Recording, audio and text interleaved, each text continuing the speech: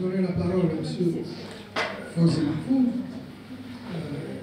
ex-directeur de l'Institut national du patrimoine. J'ai eu le plaisir de travailler avec lui, même à la retraite. Hein, et on a eu l'occasion ensemble de voir classé sur, plutôt inscrit sur la liste représentative du patrimoine culturel et immatériel de l'humanité, pratiquement la majorité des éléments qui ont été inscrits. La totalité, voilà. La totalité. Voilà. La totalité des dossiers sont passés donc à Fawzi Mahfouz. Donc sur la question du patrimoine immatériel, il est bien outillé pour peut-être en parler. Bon, voilà, à vous la parole. Merci Sinas. Merci Siraj aussi, parce que c'est lui qui m'a convié. Et je dois dire que j'ai un peu le temps en parlant devant vous d'éminents spécialistes du patrimoine et du droit du patrimoine. Je ne suis pas juriste.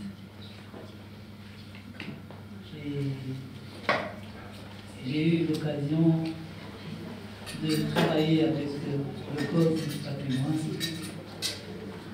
Et la Tunisie peut s'enorgueillir d'avoir un Code du patrimoine. Parce qu'il y a des États qui n'ont pas un Code du patrimoine. Donc nous l'avons. Et bien entendu, c'est un code assez jeune. Il n'a que 30 ans. Je l'ai dit ce matin. Parce que si on prend le code pénal, je crois qu'il c'est 1906. Hein? Donc notre code, il a 30 ans. Et sans vouloir accabler quiconque, ni les institutions, ni les individus. Moi, je suis persuadé que chacun a fait de son mieux. Mais je crois qu'il est aussi temps de revoir ce code parce que le monde a changé. Je le rappelle, pendant ces 30 ans, les dernières 30 années, nous avons passé de siècle en siècle. Mesdames et messieurs, nous étions au XXe siècle, nous sommes maintenant, on avait passé le quart du XXe siècle. Hein? Soit 25 ans dans ce XXIe siècle. Et bien entendu, tout a changé. La mentalité des Tunisiens a changé. Les méthodes ont changé. Il y a 20 ans, 30 ans, il n'y avait pas de smartphone. Maintenant, qui ne dispose pas d'un smartphone? Et c'est un problème pour l'archéologie, le smartphone. Parce que, oui, parce que les gens se déplacent, prennent des photos et ils les postent à travers les réseaux sociaux. Et voilà, le ministre qui appelle le directeur général de l'IMP pour lui dire qu'il y a un tel monument qui s'écroule, je ne sais où, à Médine ou à Tataouine, où il y a des bouteilles qui sont jetées dans le bassin de la ville de Sfax. Voyez-vous? Donc, la société a changé, les moyens ont changé aussi, il y a des changements technologiques, mais aussi il y a le rôle des universités qui ont formé des milliers, si ce n'est des dizaines de milliers des gens qui sont maintenant, qui ont des connaissances au niveau du patrimoine, que ce soit à l'ENO, qui est notre partenaire aujourd'hui, mais aussi un peu dans les universités tunisiennes, à Gafsa, à Guebes, à Meni, un peu partout en Tunisie, il y a des gens qui sont formés en patrimoine et en archéologie. C'est un atout pour le pays, mais en même temps, c'est aussi des yeux qui n'arrêtent pas de nous contrôler et qui, bien sûr, qui nous incitent à améliorer le rendement. Si Youssef Brahim a eu l'amabilité de mentionner les lois qui touchent au patrimoine, mais c'est un arsenal extraordinaire. Je crois que vous avez oublié quelques textes, hein. Le texte sur les mosquées, etc., le texte sur les épaves qui a été mentionné ce matin. Donc nous avons plusieurs textes, y compris le code du patrimoine, et il faudra peut-être un jour harmoniser cet arsenal juridique qui est bon, mais qui n'est pas tout à fait harmonieux entre, par exemple, si vous prenez le code des collectivités, vous m'arrêtez quand vous voulez, c'est ça. Je peux faire la conclusion en 2 secondes si vous voulez. Donc, si vous prenez le code des collectivités locales, il nous pose problème pour le patrimoine, parce que les municipalités considèrent que le patrimoine dans leur espace géographique, dans leur périmètre, leur appartient, il n'appartient pas à l'État. Et donc on a eu des municipalités qui nous interdisaient de déplacer une mosaïque. Et que dit la loi? Rien du tout. Rien du tout. Donc il y a un donc, je vous donne des cas concrets pour, par exemple, notre cas concret, c'est la municipalité qui a ordonné la destruction de l'aqueduc de Mhamdi. C'est avec les engins de la municipalité que ça a été démoli, parce qu'il y avait toujours ce populisme et il faut faire contenter la population plutôt que respecter le patrimoine. Mais en même temps, il y a eu les conventions. Lorsque le code a été écrit, il a été promulgué en 1994, mais lorsqu'il a été rédigé, il n'y avait qu'une seule convention, de 1970 et de 1972.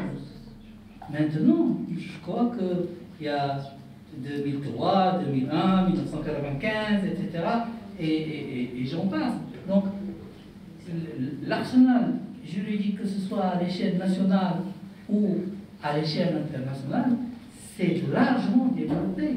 Et il faut en tenir compte. Il faut en tenir compte.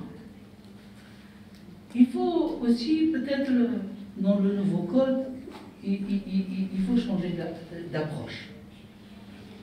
Premièrement, je suis contre toute approche qui vise à réformer le code dans des cercles réduits. Ça a été fait avec la dernière ministre, j'étais contre. Comment on peut réformer le patrimoine sans consulter les gens intéressés, les institutions intéressées? Moi, je crois que c'est une grave erreur. Parce qu'on ne peut réformer qu'avec un esprit collégial et que les gens soient convaincus de la réforme. Et chacun d'entre nous a son mot à dire. Et je suis certain que les chercheurs, que les conservateurs, que les techniciens, même les ouvriers, ils ont des choses à dire quand il s'agit de leur métier et du patrimoine. Bien entendu, l'intelligentsia, les hommes de culture, etc., ont leur mot aussi. Ce n'est pas une affaire uniquement institutionnelle. Deuxièmement, notre code, le code dont on dispose actuellement, et ça a été dit bien avant moi, mais c'est un code assez répressif, honnêtement, assez répressif. Prenez par exemple Marsoum 2011. Il y a un article ou deux articles sur les biens culturels. Mais le reste, j'ai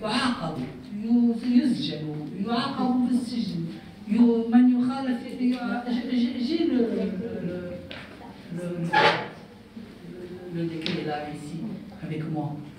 Et non, moi je crois qu'il faut penser. C'est pas évident. C'est pas évident. Il faut penser à que le citoyen tunisien s'approprie son patrimoine. Moi, je crois que c'est la meilleure démarche. Il faut l'aider, il faut l'assister. Et c'est le rôle du code.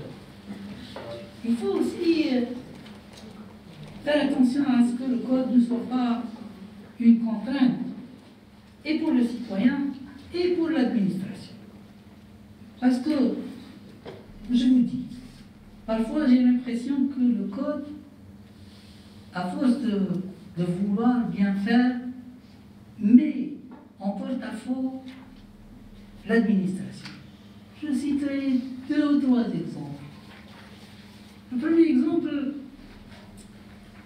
qui se rattache aux monuments inscrits, les monuments protégés. Monuments protégés. Le code nous dit qu'il faut réactualiser tous les 5 ans. Voyez-vous quel travail il faut faire? Est-ce que notre administration peut assumer cette tâche lourde? Actualiser tous les 5 ans. Hein? Il faut. Et donc, actuellement, et je vous dis ça entre nous, il ne faut pas le dire ailleurs, nous avons à peu près 1200 monuments protégés inscrits, à 1100 et quelques. Il y en a 1000 qui ne sont pas réellement inscrits dans la liste. Hein? Et c'est parce que le code a voulu ainsi. Hein? Deuxième exemple, c'est l'arrêté provisoire de protection. Il n'est valable que pour 4 mois. Mais qu'est-ce qu'on peut faire en 4 mois? Qu'est-ce qu'on peut faire? On ne peut rien faire en 4 mois. Dans l'administration, vous savez, l'administration, elle est lourde. Youssef peut vous en parler.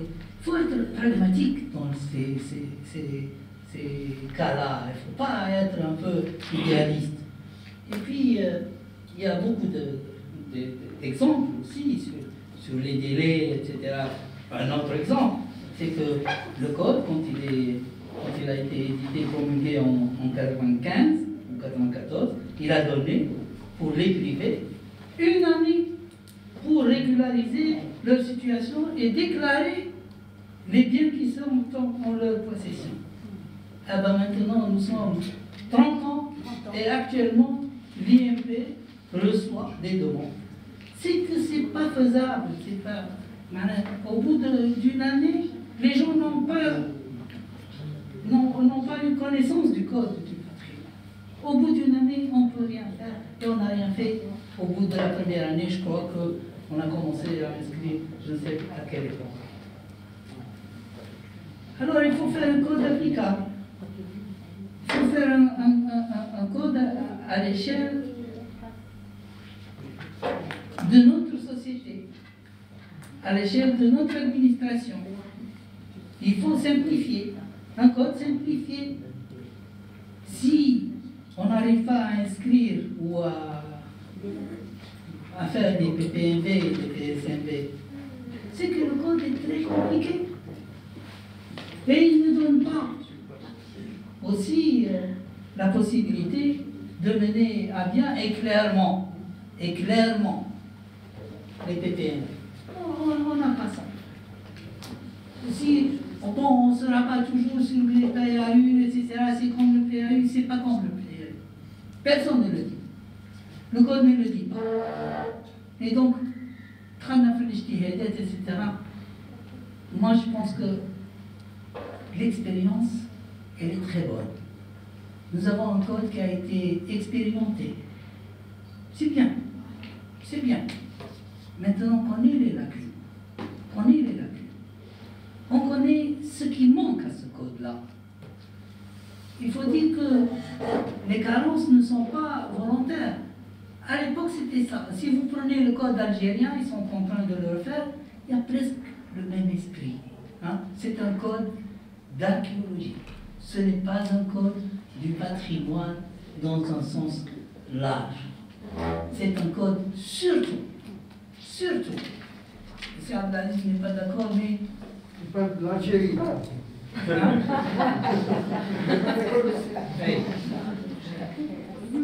Alors, bien sûr que notre code n'a pas réservé grand-chose au musée. Rien.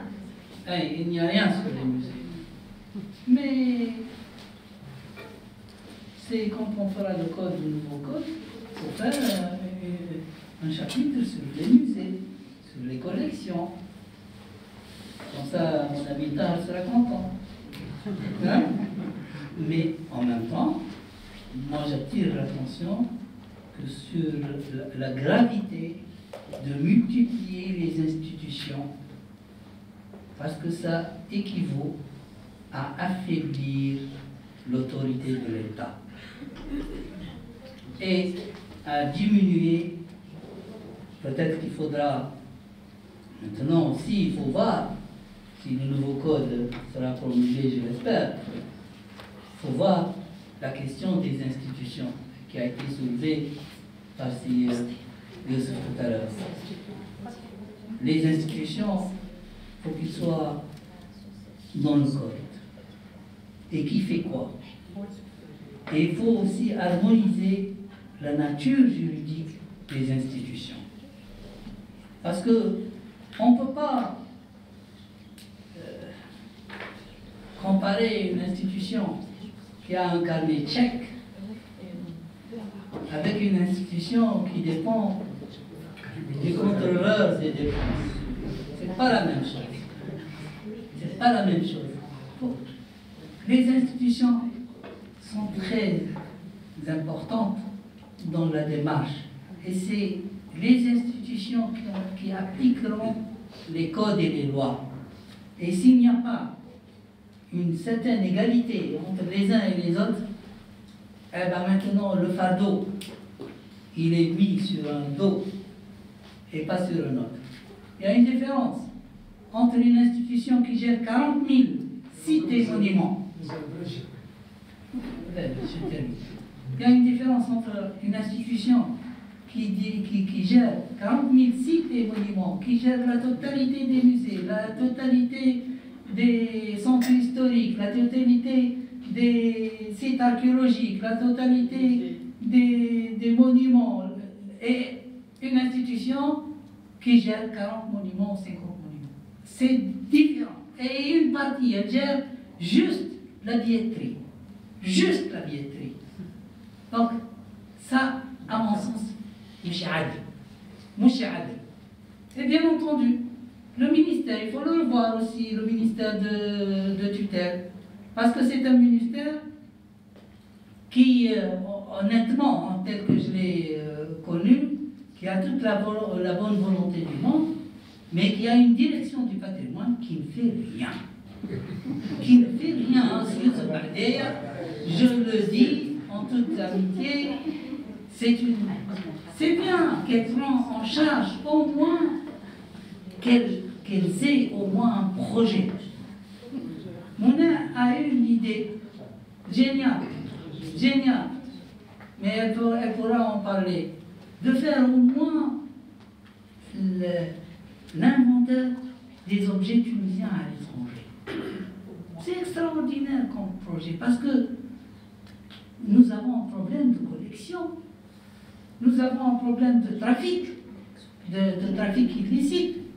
Et qui, vous savez aussi, dans le code ne nous a pas beaucoup aidé.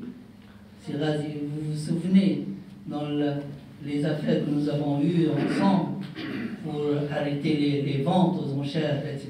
Il n'y a rien dans notre code tunisien. Il n'y a rien. Et donc, moi je crois crois que si on veut faire un code, c'est aussi, il faut faire attention à ce type de trafic illicite. Maintenant, vous savez, le trafic, c'est un cybertrafic. Hein? Avec un téléphone, on peut vendre quelque chose en Tunisie, on le vend aux États-Unis, ou quelque chose d'un bien tunisien, il est vendu à partir de la France aux États-Unis. Et nous, on est des spectateurs, on n'est même pas au courant, parce qu'on n'a pas une cellule de veille, on n'a pas une cellule de suivi en Tunisie. Et aussi, maintenant, il faut, dans le nouveau code, il faut penser le rôle de la société civile. Parce que, au début, 95, etc., il y avait, je crois, que les ASM, si on a dit, il n'y avait que les ASM. Maintenant,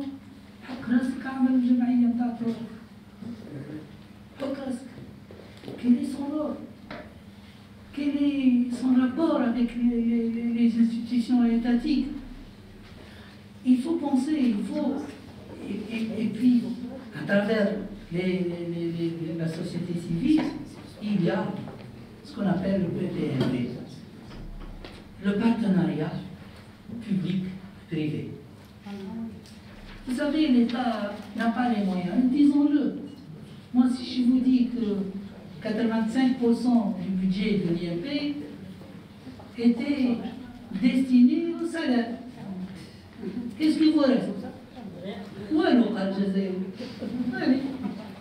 Donc, il faut faire appel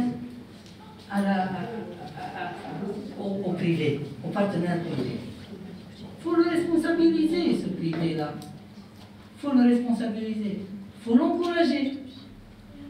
Vous savez, l'État, tout ce qui est monument classé, l'État doit donner 50%. Vous l'avez dit, frère. Mais l'État tunisien n'a pas les moyens de donner les 50%. Il n'a pas les moyens. On ne l'a jamais fait. Et on ne le fera jamais. À moins qu'il y ait une dizaine de puits de pétrole qui seront découverts d'ici là, et peut-être avec eux quelques gisements de gaz, et à ce moment, on réfléchira. Et il faut aussi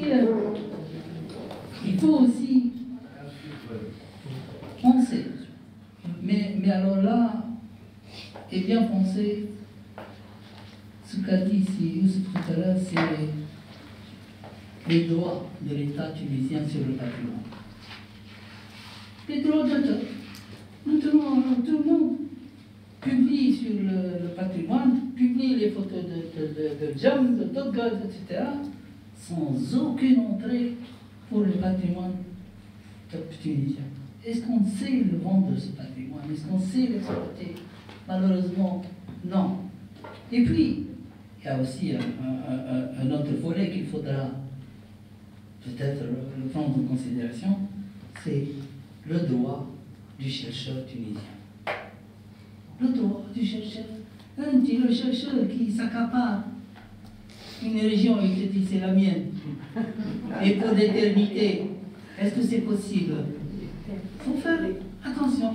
Mais en même temps, quand il fait une fouille, c'est pas normal que cette fouille soit publiée sans lui. C'est pas normal. C'est pas normal. Donc voyez-vous, les idées sont nombreuses pour eux. Mais il y a une idée finalement que je retiens. C'est que, et en même temps une question, est-ce que le patrimoine tunisien est au cœur des préoccupations de l'État? Le non. Non, c'est une question qui ne demande pas de réponse. Voilà. Vous savez, je vais vous dire une vérité de la palisse. Quand il s'agit d'arbitrage, c'est toujours le patrimoine qui est sacrifié. C'est toujours le patrimoine qui est sacrifié. C'est malheureux de le dire, mais c'est toujours le patrimoine qui est sacrifié. Chaque fois qu'on veut passer une route, une autoroute, faire construire, je dirais, une cité populaire, Hein? Pas uniquement. Pas uniquement. Carthage, elle est la Muloti, madame. Mais allez-y à Corba, par exemple. Ils veulent prendre le site de Corba pour construire une cité populaire. Donc, allez-y à Gasserine aussi. Un peu partout en Tunisie. C'est le patrimoine qui est sacrifié. Donc, allez-y voir les atteintes au patrimoine par le ministère de la Défense, par le ministère des Affaires intérieures, par l'agriculture, par l'équipement, par. Et vous allez voir que le patrimoine n'est pas au cœur des préoccupations de l'État tunisien. Et du moment qu'on n'a pas à l'esprit cette donne, le patrimoine n'avancera jamais. Jamais. Je vous remercie.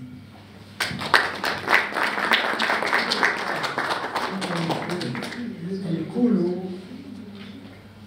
البشر قبل الحجر هكذا. C'est dit avec beaucoup d'émotion par quelqu'un qui s'est brûlé au feu du patrimoine. Réellement. À la parole, on va libérer. Je l'ai toujours dit. Je l'ai toujours dit. Bon. ختام هامس كيقولوا اكساس. Je passe la parole, c'est Ghazi Navrali, l'initiateur de cette rencontre. هو من تسبب في لقائنا هذا. إليك الكلمة.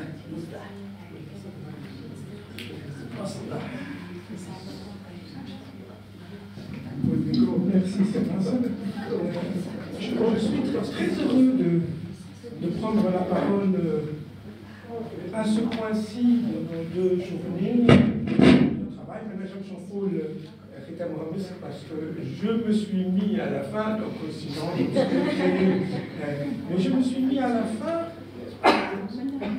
Écoutez votre communication, c'est ça? Certainement, vous m'arrêtez à tout moment, et je peux ne pas parler, parce que j'ai déjà utilisé beaucoup de temps pendant les discussions, mais juste parce que, en réalité, à chacun des segments, j'aurais aimé en être, et à la limite, donc la meilleure des choses, c'est de ne pas être dans un segment tout court. Vous m'avez tous fait un immense honneur, et ce n'est pas une façon de le dire, de croire qu'une rencontre peut être utile, et une rencontre de contradiction et féconde, et que nous appartenons à des zones de réflexion avec un souci plus ou moins académique.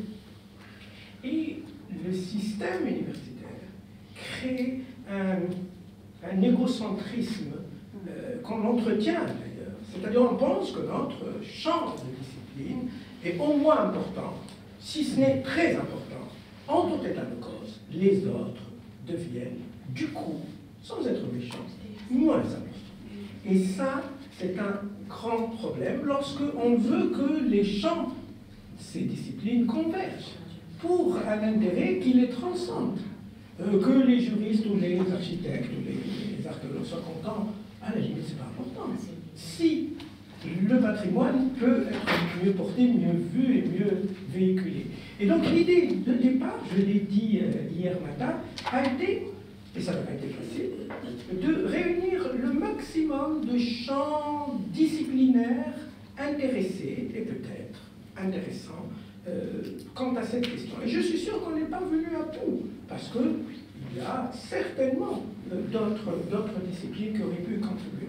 Je vais continuer la diversité, puisque certains m'attendent sur une présentation juridique stricto sensu. Je ne vais pas la faire comme telle, et je suis d'autant plus à l'aise que beaucoup de mes collègues l'ont fait, et les dernières présentations, je pense notamment à celle de Sious tout à l'heure, et largement complète, si on veut mettre à l'index telle ou telle composition. Donc avec vous, et surtout grâce à vous, je voudrais avancer quelques billes d'une réflexion globale, juridique, mais vous allez le voir plutôt de sociologie de droit par rapport au code du patrimoine. Je l'ai intitulé Code d'hier, parce que qu'on le veuille ou pas, c'était il y a 30 ans, mais nous sommes aujourd'hui, et à la limite, l'enjeu d'aujourd'hui n'est pas aujourd'hui, c'est celui de demain.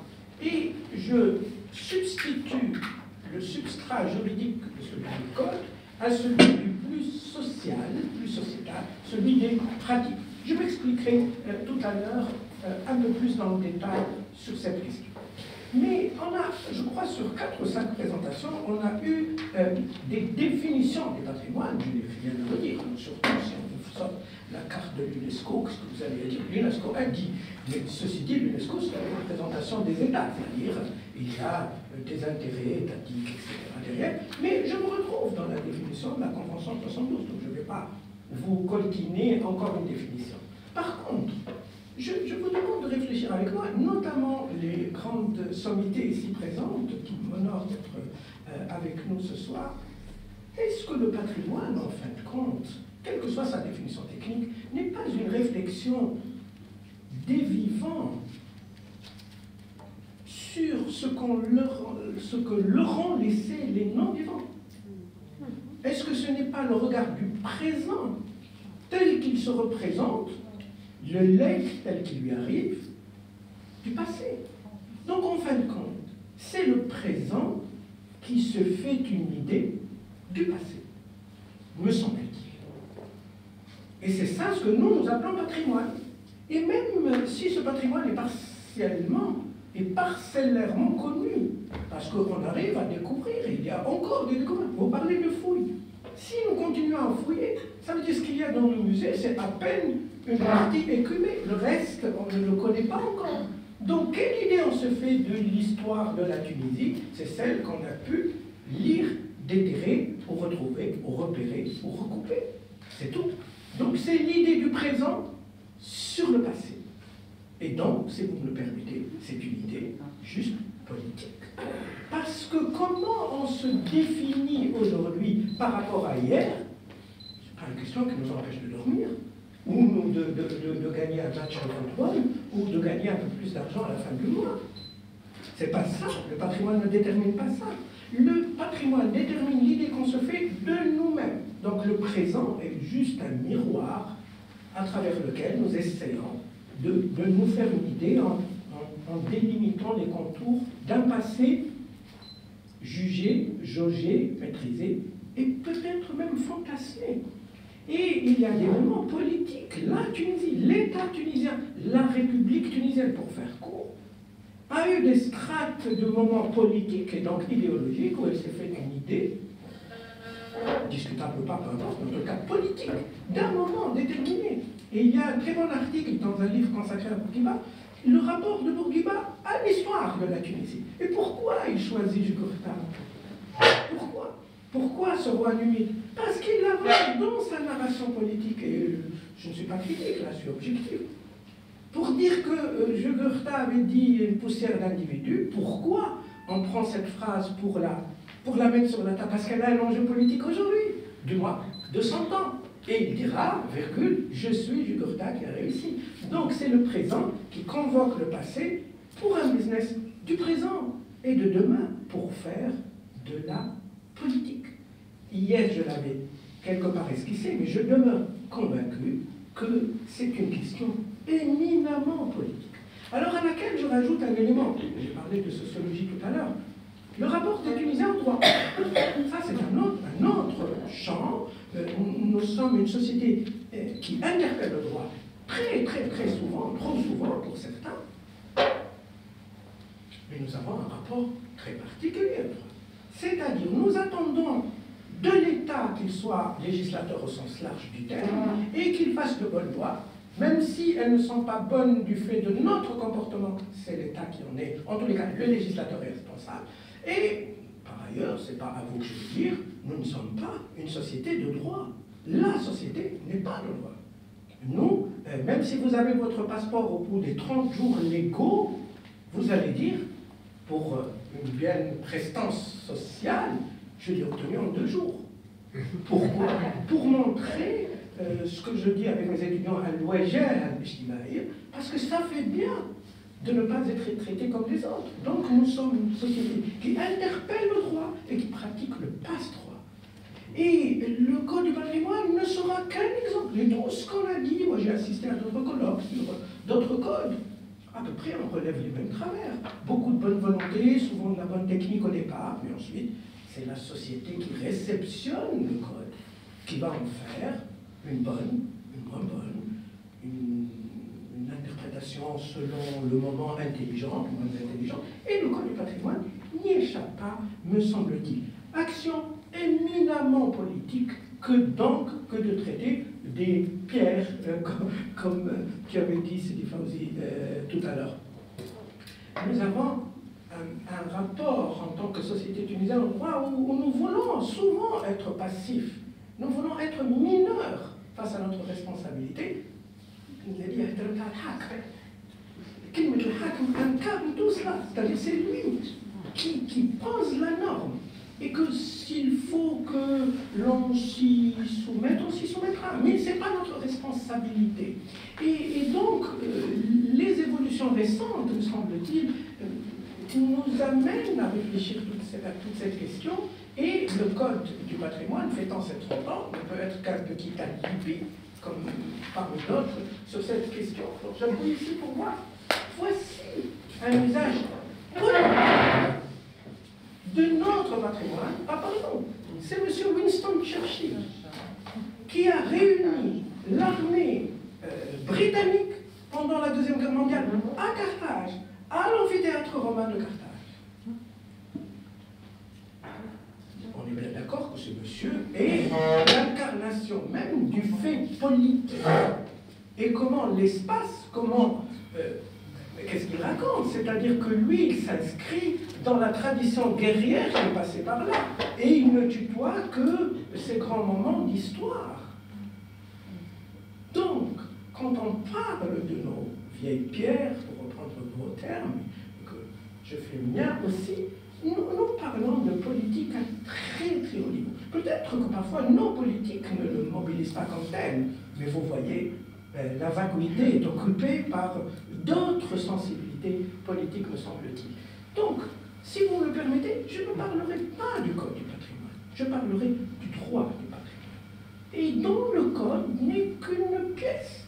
Parce qu'on a, je pense, établi tout le long de ces 2 journées que le Code a été acté en 1994, mais avant, après, pendant, il va y avoir une sédimentation normative globale qui fait qu'aujourd'hui, le droit du patrimoine ne peut plus être réduit à cette 3e ligne législation, parce que le code est une loi, donc, or,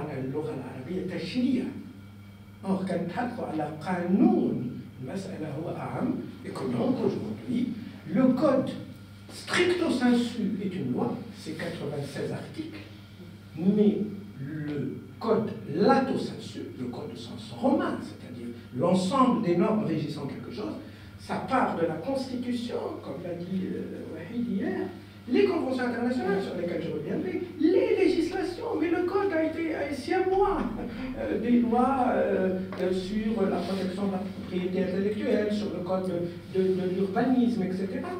Alors, la partie qui a été mise à l'index par beaucoup d'entre vous et qui est un caillou dans la chaussure de tous ceux qui agissent, c'est le pouvoir de l'administration. Et à la fois qu'on critique, la plupart des intervenants l'ont critiqué, mais à la fois, dans leurs recommandations, ils l'interpellent. On veut qu'elle fasse mieux. Donc on est dans ce rapport schizophrénique à nos institutions publiques en général, impliquées au patrimoine en particulier. La jurisprudence, c'est nouveau. Parce que les questions de patrimoine ne faisaient pas l'objet de procès. Très peu, du moins. Ou en tous les cas, avec peu d'éclat. Alors de plus en plus, je prendrai la liberté, si vous me le permettez, tout à l'heure d'évoquer un exemple important. Donc, me semble-t-il, aujourd'hui, nous sommes face à une dichotomie, le droit, lato sensu, que j'ai expliqué, face aux pratiques. Les pratiques telles que nous y adonnons, et les pratiques que nous devrions, quelque part, je ne suis pas donneur de leçons, mais peut-être insuffler, transmettre, et je salue la haute présence des jeunes ici dans notre salle. Donc, complémentarité ou opposition. Le droit fait par le normateur officiel ou par le corps social, normes et pratiques, sont-ils opposés ou devraient-ils se compléter ou cela va-t-il de soi? Alors, je crois que l'un des points de synthèse de toute notre réflexion ces 2 jours est de mettre à l'index la question des acteurs du champ, pas du code, mais du champ du patrimoine en général. L'État, mais l'État ici n'a été presque évoqué qu'à travers le ministère de la Culture. Mais à la fin, on a évoqué d'autres, l'équipement de l'intérieur, etc. Mais moi, quand je dis la justice, je désigne l'État aussi. La justice est un corps de l'État. Je suis administrativiste à la base, donc je distingue entre l'État comme personne morale et les autres institutions publiques. L'Institut national du patrimoine ou l'agence ne sont pas l'État au sens public. Ce sont des institutions créées sous l'autorité ou sous la tutelle, selon les cas, de l'État. Ce sont des acteurs traditionnellement, d'ailleurs l'État s'est auto-attribué la possession du patrimoine. C'est ce que Sifawzi disait tout à l'heure. Par défaut, l'État est propriétaire du patrimoine. C'est une question qui, dans d'autres pays, ne va pas si évidemment de soi. Comment on fait pour dire que Carthage est propriété de l'État par le fait du code et Carthage est propriété de l'humanité par le fait même de son inscription? Il y a juste pour les juristes de première année conflit de propriété. Qui est propriétaire? L'humanité ou l'État? Bien sûr, personne ne va le vendre, donc personne ne va se poser la question pratique sur le plan conceptuel, parce que ça remue toutes les attitudes en question. Je dirais tout à l'heure, par rapport aux institutions publiques, j'arriverai aux collectivités territoriales, et ce que Sifawzi et Youssouf brillamment avant moi ont appelé, et j'appellerai ça une reconception du design institutionnel en la matière, et je ne suis pas forcément féru pour qu'on en crée d'autres, mais peut-être clarifier, et pas rajouter des compétences, alléger. On a peut-être besoin d'institutions plus légères et donc plus aérodynamiques, donc plus à même de réaliser quelques objectifs. Les collectivités territoriales parlent encore depuis le début. Elles n'ont été presque que critiquées, notamment par la question de la gestion urbaine et de l'urbanisme en général. Mais je pense qu'on ne peut pas, dans un système démocratique, on ne peut pas faire passe à l'as avec les institutions parce qu'elles représentent les communautés. Et on avait évoqué, Silas a évoqué l'esprit de la Convention de l'UNESCO qui parle des communautés qui possèdent le patrimoine immatériel. Les communautés en démocratie sont souvent représentées par des localités, des municipalités, etc. Donc cette première ligne, c'est le traditionnel presque allant de soi. Mais est-ce qu'il n'y a pas un essoufflement? En tout cas, c'est mon opinion. Il y a un essoufflement, d'abord du mandat lui-même. Il n'y a plus cette charge idéale, forte, idéologique, j'ai dit tout à l'heure, et il y a surtout peu de moyens. Et on n'a pas inventé encore un moyen pour que le patrimoine, pourtant source de richesse, je le dirai un peu plus loin, s'autofinance. Alors que dans certains pays, il n'est pas en autofinancement, mais il est en légère capacité de contribuer sensiblement.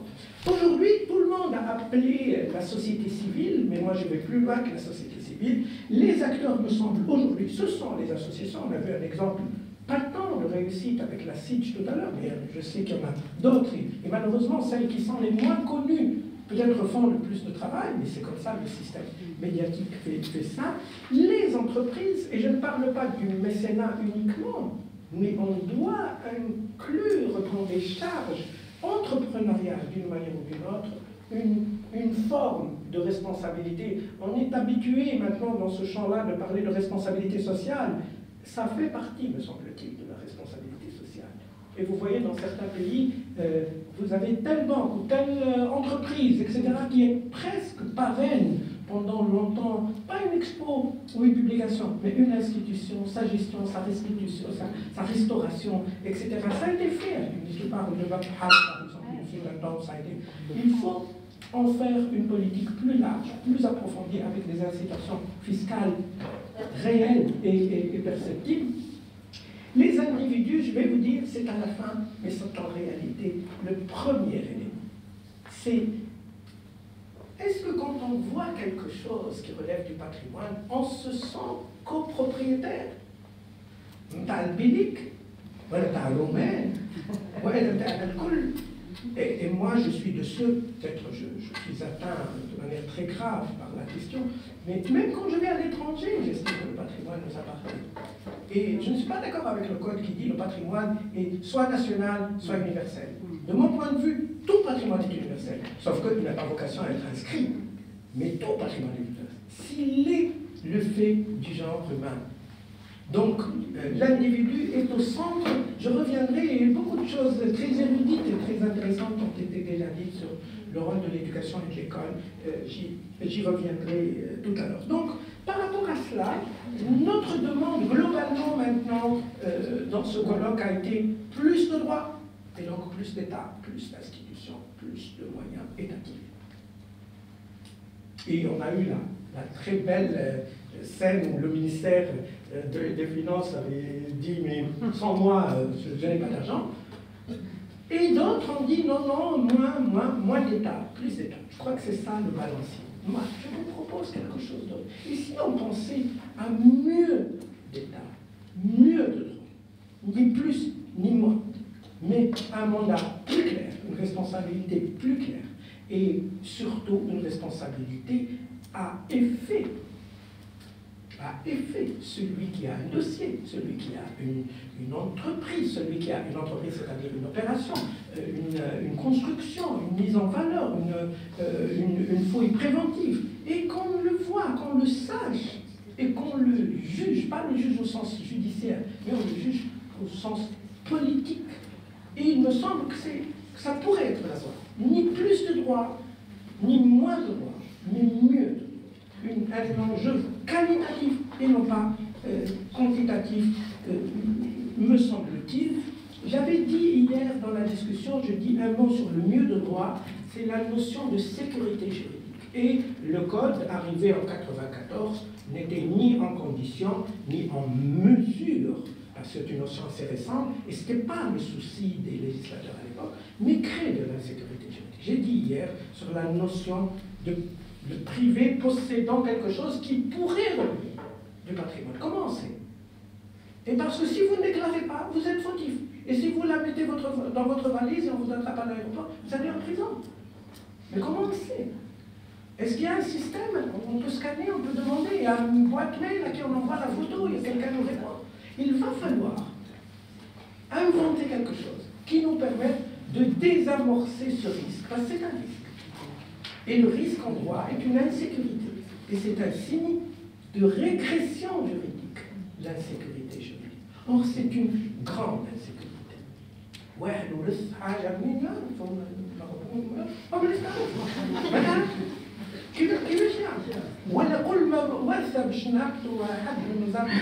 mais il faut imaginer quelque chose de pratique. Moi, je ne suis pas contre le principe que, par défaut, ça soit considéré comme un. Mais il faut qu'il y ait un moyen.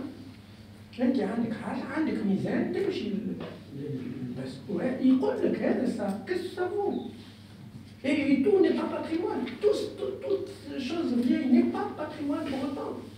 Et ce serait le discréditer si toute chose héritée de nos grands-parents est du patrimoine. Ça déprécie le patrimoine. Et donc il va falloir inventer quelque chose sans changer. Moi, je ne suis pas pour bouleverser l'équilibre du code, mais juste créer de la sécurité juridique de ce point de vue-là. Encore 5 minutes, c'est vrai.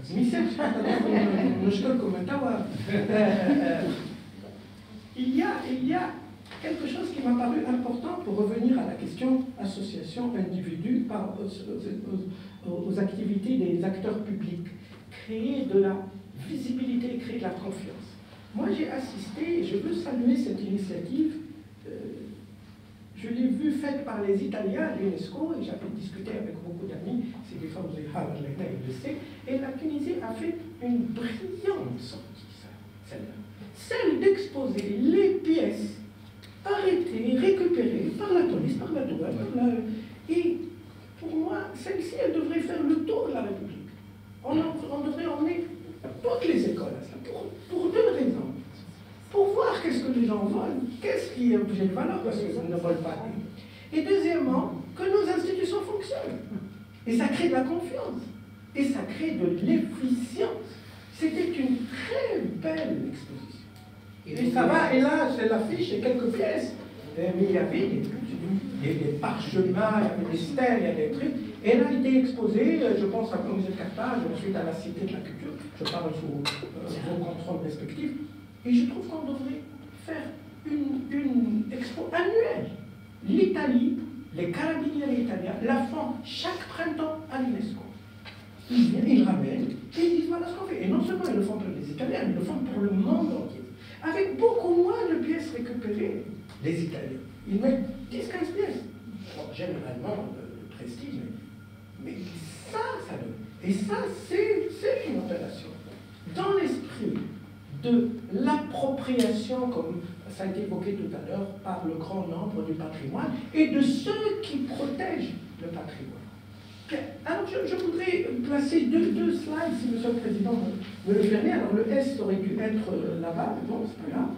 Alors, les vecteurs de cette mise en place d'une nouvelle lecture. D'abord, il me semble que nous devons aller dans une logique de contractualisation, en lieu et place d'une demande exponentielle de droit. Le droit est une forme autoritaire de poser des règles, autoritaire au sens de venant d'un seul bord, unilatéral. Voilà. Il faut contractualiser de plus en plus les communautés, les associations, l'idée de contrat. Mais ça veut dire qu'on est partenaire. Et qui nous نتفرجوا في معرض ماناش زوار. احنا والأطراف اللي عملته مالهم بزوز.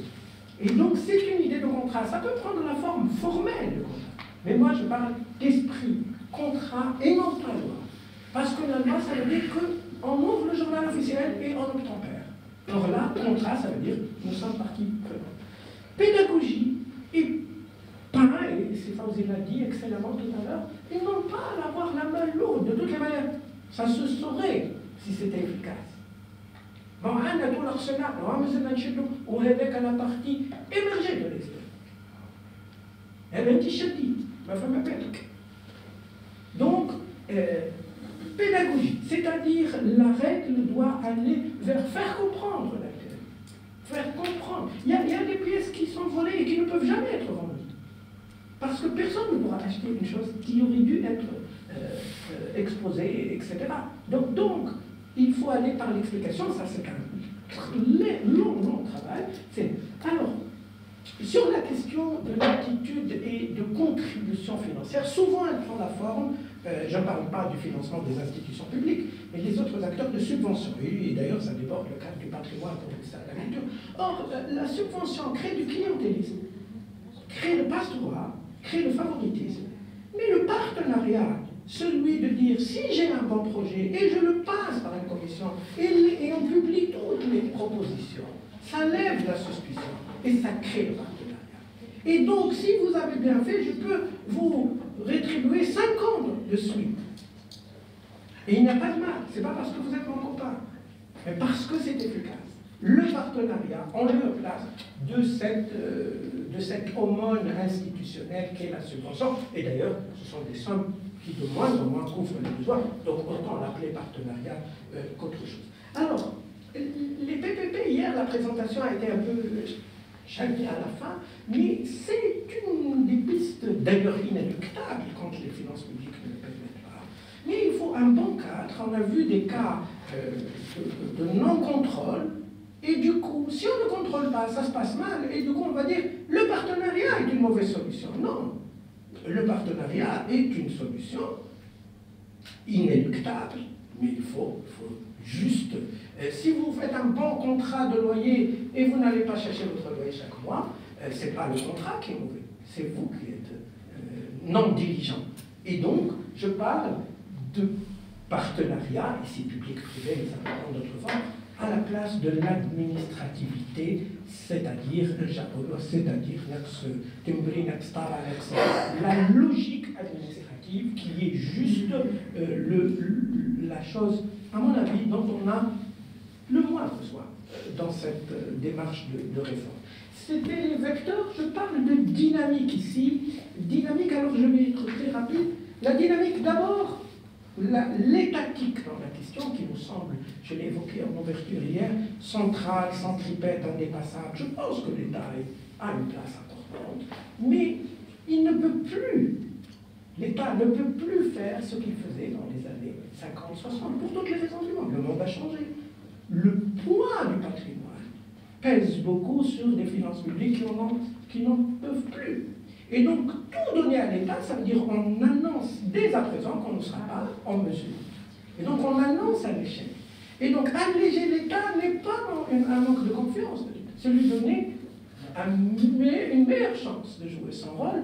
Alors, quelle est la place? C'est le social. Alors, le social, je prends au sens global, c'est-à-dire association, c'est-à-dire entreprise, c'est-à-dire les individus, c'est-à-dire les initiatives. Pourquoi, dans d'autres pays, le patrimoine, qui est moins riche que le nôtre, peut-il trouver voie à un financement raisonnable? Fauzi tout à l'heure avait dit l'État, on le paye sur. Et ça peut être une solution, mais ça relève du fiscal ou du parafiscal.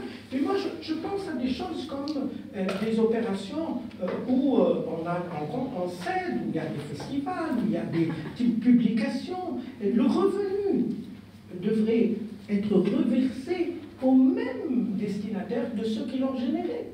Parce que nous, par le jeu de la finance publique, ils sont reversés dans les caisses, il faut que le budget prochain les réalloue. Non, il faut les instruments juridiques existent. Et donc, impliquer plus le social, je n'exclus pas l'étatique, mais il est forcément moins prégnant par définition, et je demeure convaincu, en tout cas je suis de ceux qui sont convaincus, que, contrairement à ce qu'on pense, le culturel et le patrimonial a un levier économique extraordinaire. Si Fauzi tout à l'heure a parlé des fouilles, mais la chance de la Tunisie, peut-être dans la complication, c'est que le réservoir, le potentiel archéologique est dans les zones les plus défavorisées. Donc, encourager de grandes fouilles comme il en a été avant en question, c'est juste bénéfique, parce que de toutes les manières, on est sûr qu'on va retrouver une part de. Ça va dynamiser la vie locale, ça va activer des réseaux d'entreprises, d'hébergement, de déplacement. Ça injecte de la vie, ça injecte de l'intérêt, ça apporte de la, j'allais dire, de la dignité à ces régions. Or, cela passe par le vecteur économique. Et je ne veux pas faire l'homme. Énormément d'exemples. Je ne dis pas que la Tunisie vivra de son patrimoine, mais en tous les cas, elle redressera sa gestion par une optimisation. Et cela est possible. Si les gens voient que je vais sur un site où je trouve des toilettes propres, et je trouve de l'eau fraîche, et je trouve, peut-être pas un guide, mais un QR code, et je peux payer 15 dinars de plus. Et 15 dinars de plus à des gens qui viennent plus, c'est exponentiel. Et parfois, l'entretien n'a pas besoin de beaucoup d'argent. Il a besoin d'argent. Et d'une autonomie, d'une stabilité, d'une prévisibilité. Donc, levier économique, c'est une idée que je développe pour tout le champ culturel. Mais en tout cas, ici, dans le champ patrimonial, incontestablement, ce sont des dynamiques nouvelles. Alors, ça devait être reconsidération, mais apparemment, on insiste donc 2 fois. Reconsidération du design institutionnel, je pense qu'il y a quelque chose à revoir. Ce matin, Sinas avait dit, par exemple, comment se trouve aujourd'hui le patrimoine immatériel en Tunisie, qui n'est plus de facto, pas de juré, de facto entre les mains de l'Institut du patrimoine. Est-ce qu'aujourd'hui la norme internationale n'est pas de séparer les entités qui gèrent ça? En tout cas, un peu partout dans le monde, vous avez une institution publique qui s'intéresse au patrimoine culturel au sens archéologique historique, une institution qui gère le patrimoine immatériel. D'ailleurs, celle-ci ne pourra que aller vite se fondre, ou appeler se fondre en elle, le l'Office de l'artisanat. C'est bien conclu. Ça me semble. Si vous voulez que je m'arrête, je m'arrête. J'ai pris quelques leçons tout à l'heure. Et une institution qui gère le patrimoine naturel, qui, elle, devrait relever du ministère de l'Environnement, me semble-t-il. Redesigner est une question juste d'aérodynamisme institutionnel.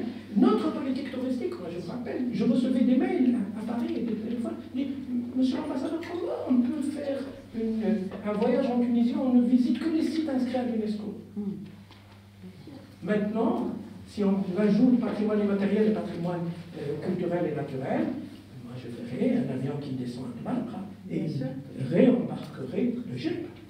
Et ça, il faut un tourisme qui fait une politique, des circuits, etc. Mais c'est pas difficile. Et je ne prends que cet exemple, je peux donner d'autres. Alors la question, je l'ai évoquée tout à l'heure, du rapport de la culture à l'éducation et inversement, est-ce que notre école nous forme au plan culturel, et notamment archéologique historique? Quelle narration, quel roman national, si on raconte un à nos jeunes concitoyens?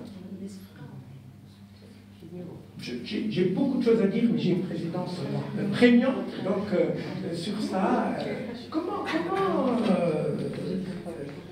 moi j'aimerais le premier cours à l'école primaire, le premier cours d'histoire, ou le premier cours tout court, on leur raconte l'histoire de ces deux jeunes Carthaginois qui ont marché à pied jusqu'à la Cyrénaïque, où ils devaient rencontrer leur frère Librien pour délimiter le territoire. Et comme les Tunisiens sont arrivés très loin, les Libyens leur ont dit: vous avez triché.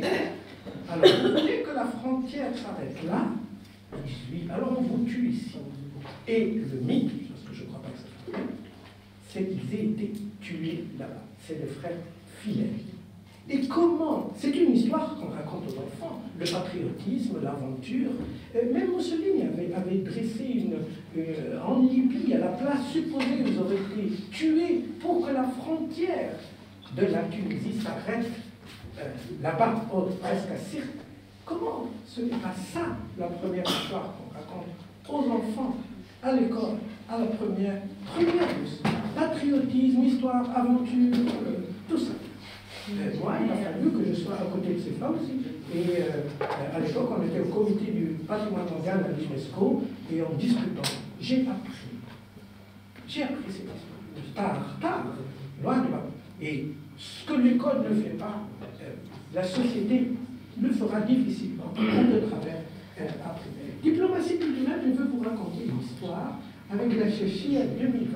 On était en plein Covid, la Chéchie a périclité. Et moi, j'ai pris l'idée, j'ai demandé à l'office de l'artisanat et de l'amabilité de m'envoyer une meeting chez et j'ai fait le tour de tous les ambassadeurs et de tous les chefs, les patrons des organisations auxquelles je représentais la Tunisie, et je dis: je veux une photo à la Chéchie. J'avais fait un grand tintamarre avec. Ça, c'est Mme Louise Mouchikaropo, la secrétaire générale de la francophonie. Ça, c'est Mme Audrey Azoulay, directrice générale de l'UNESCO. Et ça, c'est M. Agapito, qui était le président du conseil exécutif de l'UNESCO.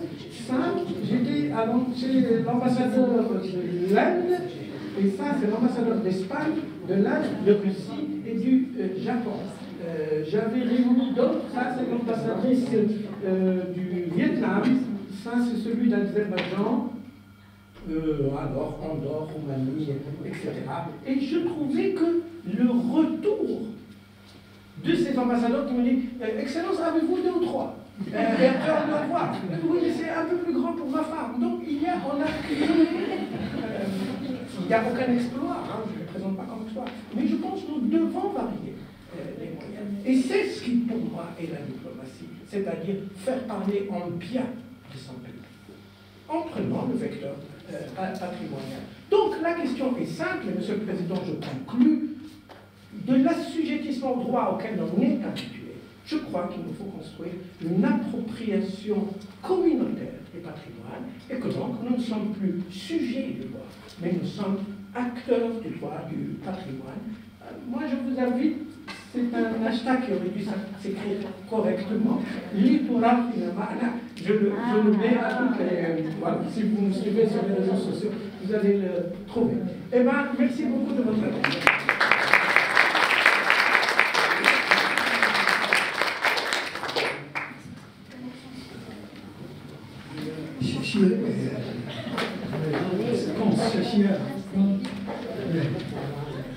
Bon, alors il nous reste exactement 15 minutes pour débattre.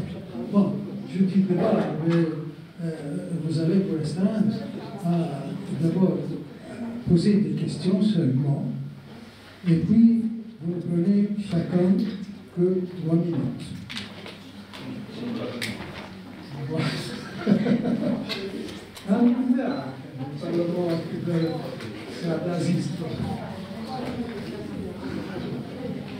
Et après ce brillant discours très convaincant, il est difficile de poser des questions, de revenir en arrière, de discuter sur des détails. On est tous d'accord qu'une loi qui n'ajoute rien, qui n'innove pas,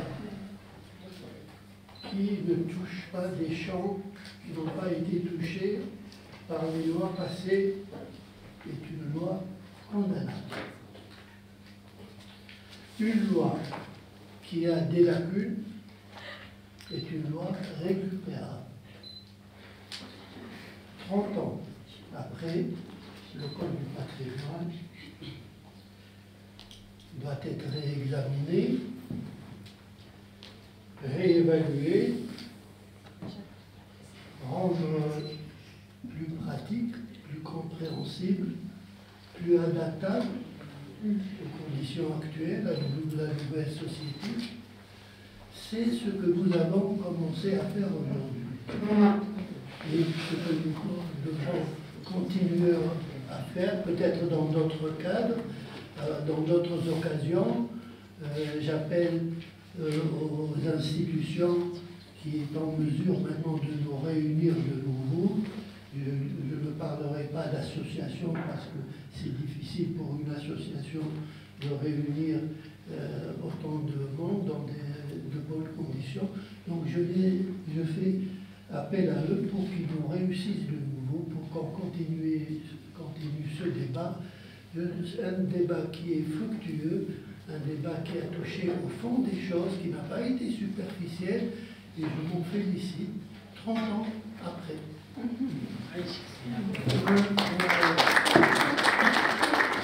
Madame la juge. Merci beaucoup pour cette belle présentation et pour ce colloque qui est très intéressant. J'ai une question pour Monsieur l'ambassadeur et une réaction avec Sifaouzi Mahfouz. Je commence par vous, Sifaouzi. Pour la loi, vous avez un peu critiqué les sanctions ajoutées par la loi organique, le décret-loi numéro 43 du 25 mai 2011, et vous avez dit qu'il y a des sanctions fortes. Mais il faut sanctionner parce que c'est le laxisme juridique qui encourage l'impunité. Ces quelques textes apparus au lendemain de la Révolution avaient un contexte bien politique que nous avons vécu tous. Nous avons vu à la télévision les escroqueries et les biens spoliés rangés dans les demeures des parents, des proches de l'ex-président. C'est pour ça que le législateur a cru bien faire de faire ce petit rafraîchissement du code en ajoutant des sanctions assez fortes. Ce rafraîchissement n'a pas touché tous les autres textes, malheureusement. Mais moi, à mon avis, il faut qu'il y ait des sanctions dissuasives. Voilà ma réaction. Pour l'encouragement des chercheurs, je voudrais vous rappeler que la loi de finances de 2023 accorde à tous les chercheurs scientifiques une prime de 4 000 dinars. Seulement, je pense qu'il y a une démission de l'État pour le patrimoine, pour la politique patrimoniale législative, et une ignorance de la société civile et du citoyen de leurs droits. Il faut aller demander cette prime pour faire des recherches, avoir l'autorisation de fouilles de ministères compétents et procéder à des fouilles. Ça encouragerait, comme a dit monsieur l'ambassadeur, ça ferait une dynamique sociale, culturelle et économique. Pour monsieur l'ambassadeur, je voudrais savoir si, après l'affaire Drouot, vous avez eu une liste pour l'inscription de plusieurs éléments des biens culturels et matériels. Est-ce que la liste que nous avons, qui est inscrite maintenant, c'est la liste définitive que vous avez reçue en tant qu'ambassadeur de la Tunisie auprès de l'UNESCO, ou est-ce qu'il y a d'autres biens? Est-ce que vous pouvez nous en parler? Vous parlez du patrimoine immatériel? Immatériel. Et pourquoi ils n'ont pas été inscrits? Merci. Bon, merci. Je pense que parler de biens immatériels, c'est un oxymore. La question est adressée à mon cher professeur Razi. Alors, est-ce l'intelligence artificielle est en faveur du patrimoine?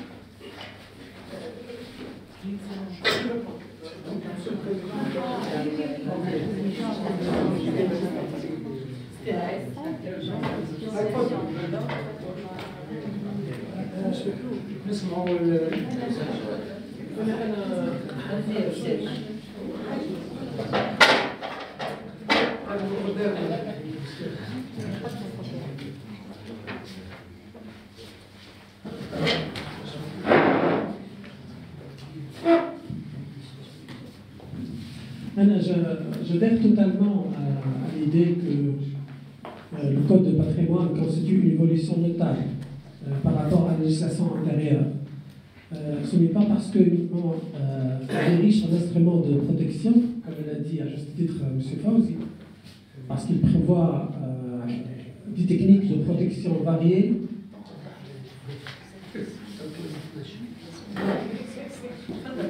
Ouais. Et à chaque catégorie juridique, il réserve un régime juridique particulier, spécifique. Mais aussi parce qu'il conçoit le patrimoine n'est pas uniquement un bien à protéger, à pérenniser, c'est-à-dire protéger son intégrité et son authenticité, mais aussi il le conçoit comme étant un bien à mettre en valeur. Qu'est-ce que ça veut dire mettre en valeur? C'est-à-dire l'intégrer dans le processus de développement durable, protéger le droit des générations futures au patrimoine, faire profiter la communauté locale, fructifier économiquement le patrimoine. Et je ne rejoins pas M. Brahim lorsqu'il dit que la faiblesse des codes de patrimoine parce qu'il manque les mécanismes de protection. Mais le code du patrimoine a énoncé ce nouveau paradigme. Et les mécanismes de fructification économique se trouvent dans d'autres législations disparates, comme la loi de la concession, comme le code aux incitations aux investissements, etc. Donc je rejoins M. Razi lorsqu'il fait la différence entre deux concepts. Le code de patrimoine, le droit de l'urbanisme. Donc le droit de l'urbanisme est très large que le code de patrimoine lui-même. Mais je finis par le problème majeur dont souffre le code de patrimoine, c'est le caractère central ou centralisé de la prise de décision. Le ministre des Affaires culturelles détient jusqu'à maintenant un pouvoir de commandement total sur la question patrimoniale. Et je reviens toujours à l'exemple de biens enserrés de Djerba, qui est composé par 5 zones peu peuplées et de nature rurale. Il s'appelle, à titre non limitatif, Khazloun, Tamlel et Sédarienne. Ce sont des portions de territoire trop larges et qui sont à la propriété des milliers de personnes. Ce sont des parcelles de terrain vides. Donc les propriétaires vont réclamer certainement des autorisations de bâtir. Donc comment répondre rapidement à ce genre de sollicitation imminente alors que le pouvoir décisionnel est jusqu'à maintenant aux mains de la personne du ministre? Certes, le ministre va examiner de manière casuistique, il va solliciter l'avis de l'Institut de patrimoine, mais je considère le patrimoine comme une fonction non régalienne, donc il faut déléguer. Il faut déléguer à la Direction générale de la culture, à la représentation régionale de l'Institut de patrimoine. Et c'est une demande incessante et obligatoire. Pourquoi? Parce que je crains que l'effervescence qui a été créée suite, l'effervescence sociale, créée suite à l'inscription, va devenir un jour une contestation sociale frontale à l'égard de l'État. Merci. Ok, merci. Vous savez, pour une île, on ne parle jamais de zone rurale. C'est toujours insulaire, de l'insulaire. Ni zone urbaine, ni zone rurale. Donc, je donne à Fawzi. Si Youssef, vous voulez... Madame la Présidente.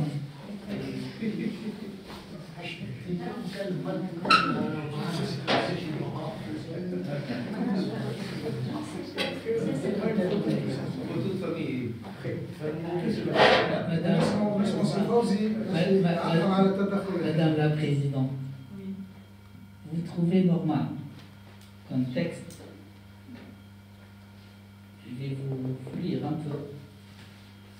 يحجز كل منقول يعاقب بخطيئة قدرها 3000 دينار يعاقب بالسجن لمدة سنة واحدة يعاقب بالسجن ارتيكل 82 يعاقب بالسجن لمدة 6 أشهر ارتيكل 83 يعاقب بالسجن لمدة سنة واحدة وفي سورة العود تضاعف العقوبة يعاقب بالسجن ارتيكل 81 يعاقب بالسجن لمدة 5 سنوات وبخطيئة قدرها 50,000 دينار ارتيكل 81 3 يعاقب بالسجن لمدة 2 وبخطيئة وعندما اتسترا ارتيكل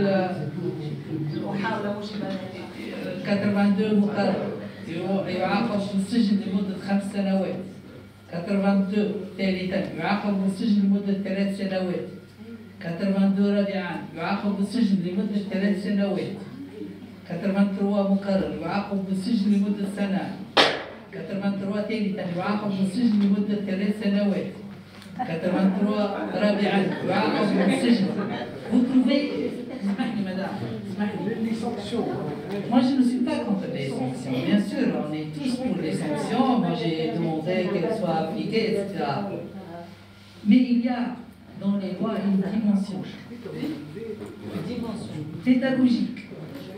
Et qu'est-ce que l'État, qu'est-ce que nous, institutions, avons fait pour ne pas arriver à ce stade? Il faut un travail en amont. Il faut un travail de pédagogie, si Razi l'a dit. Et moi, je suis contre ce genre de texte répressif. Parce que, madame, c'est pas anodin, et vous avez cité tout à l'heure, il y a toujours le côté humain. Si on va prendre le bâton, on nous allez-y, est-ce que c'est bon pour le patrimoine? Non. D'abord, je ne suis pas le législateur, je n'ai pas légiféré. Secondo, juste une réponse. Secondo, يكون ذلك في اجتهاد القاضي ما يعطيش الماكسيموم حسب ما قلت. Mais moi, ce genre de texte, c'est le législateur qui l'a fait. Et tout moi, vous appliquez selon les cas. Selon les cas, et votre âme et conscience. Mais tous ceux qui me connaissent, je suis contre la répression aveugle.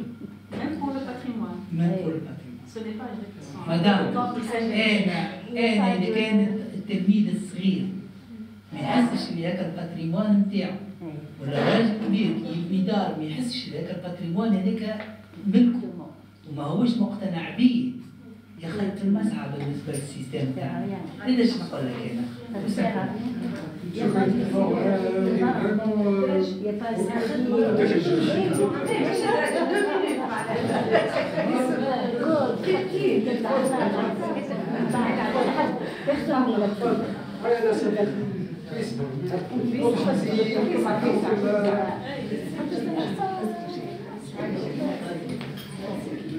En fait, à la fin de ce colloque, je considère d'abord que là, on fait partie en majorité de la société civile, puisqu'en majorité, on est ou des retraités, mais tous, on a une expérience extraordinaire du patrimoine et qu'il y a des urgences dans le pays. Par exemple, on a parlé des territoires. On sait que le rôle du patrimoine dans les localités peut être très important. Mais on a constaté dans le think tank avec surtout à Takelsa, que par exemple le patrimoine colonial, qui est en ruine presque, qui est octroyé aux agriculteurs. Et ce patrimoine, qui normalement dans les contrats de concession, ils doivent restaurer, ils doivent mettre des choses qu'ils ne font pas, que personne n'a fait.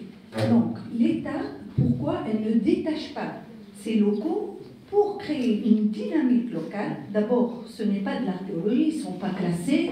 Donc c'est au fait, on peut octroyer aux municipalités la gestion de ce qui n'est pas classé, ou ce qui, par exemple, a 100 ans ou 150 ans, pour créer une dynamique pour une jeunesse où le pays est classé 5e dans la sécheresse, où le pays n'a aucune gestion de cette jeunesse qui est en train de partir comme ça parce qu'elle est en désespoir.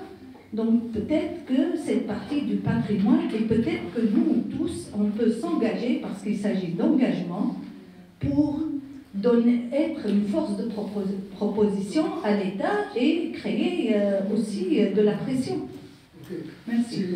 Ghazi, vous allez procéder à la clôture de ces deux journées de débat.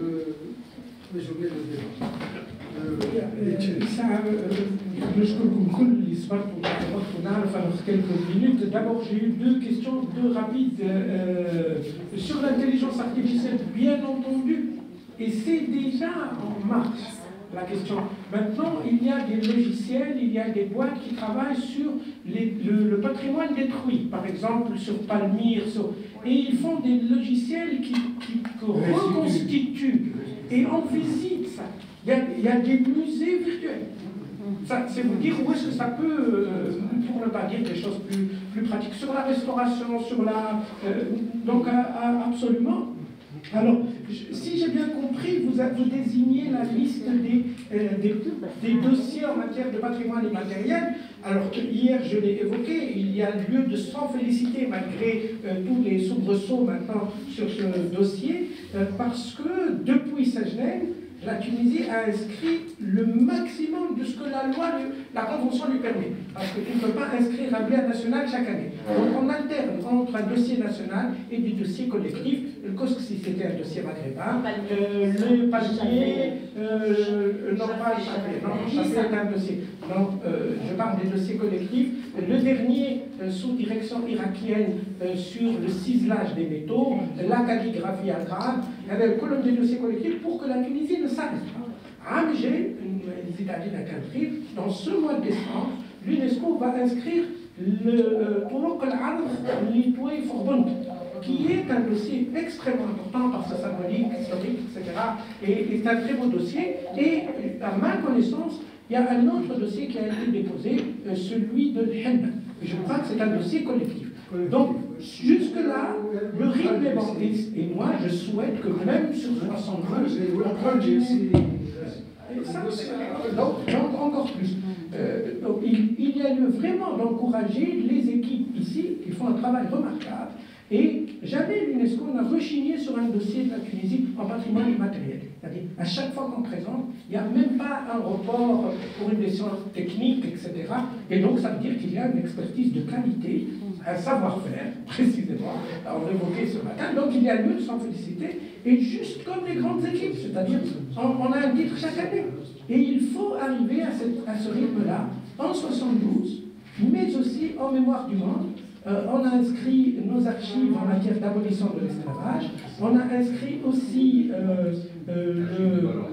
les archives récemment du baron des. Il y a dans le page les correspondances du B de Tunis avec Henri Dunant, en amont de ce que deviendra le droit international humanitaire, et il faut continuer. Et avant l'abolition de l'esclavage, quand j'étais parti à l'UNESCO, il y avait déjà inscrit les archives relatives à la course. c'est-à-dire la piraterie en Méditerranée, un très très beau dossier. Et il faut continuer, c'est-à-dire que nous avons le ressort, les moyens pour être vraiment en première ligne sur toutes les catégories de patrimoine. Ça marche très bien en immatériel, ça marche en mémoire du monde. Avec GELSA, on a repris, mais c'est du travail, c'est de l'expertise et c'est un passage de témoin générationnel. Je terminerai par ça, passage de témoin générationnel. En votre nom à tous, je voudrais remercier الليلة اللي قدمتنا في الجزيرة هذه نشكروها نحب نشكر الشباب على مختلف المشارق والأنواع. Je pense que c'est ça l'engagement essentiel, c'est celui d'un passage de témoin à la fois de prise de conscience, de passion, de verve, et je crois que le patrimoine peut être le prisme le plus enjoliveur de notre patriotisme. Et c'est dit, non,